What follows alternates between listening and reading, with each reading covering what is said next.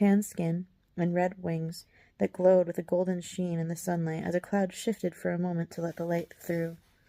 That was inspired! You are a very talented performer and would make a wonderful addition to the palace dancers. If you choose to accept, you will come to the palace with us today and begin your new life immediately. What is your decision? The prince's voice was still a bit distant from my current headspace as I pulled myself back from the throes of my fantastical dreams for the future. This dream was happening in real time. My imaginings of years past had finally come to meet with my current timeline.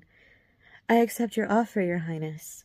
I curtsied deeply and fought to catch my breath, a breathlessness that had nothing to do with exerting myself in my audition. My bright blue eyes laced with tears. I couldn't believe this was actually happening. Then please find your way to the table with the other dancers of the day. You have filled the final spot available, and we will now begin the feast. Swirling colors and disjointed sounds danced just out of reach. My mind was reeling. I was a palace dancer.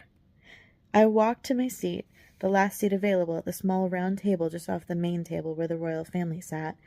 I couldn't believe I was here. Everything about the day swirled through my mind as I handed my flowers to the lovely servant girl who pulled out my chair for me when I reached the table. She had hair of shocking white, laced with strands that looked like spun gold, and rich dark sections woven into the bun atop her head. She was radiantly beautiful, with loose pieces of hair framing her mismatched eyes, one a natural green and one a bright yellow. That seemed pierced right through me. Dark skin, a nostril pierced with a golden hoop, and pointed ears coated in piercings housing jewelry of opal and garnet. Sorry. She felt as magical as this whole day, with the way she rushed about and never seemed to spill even the slightest drop of water.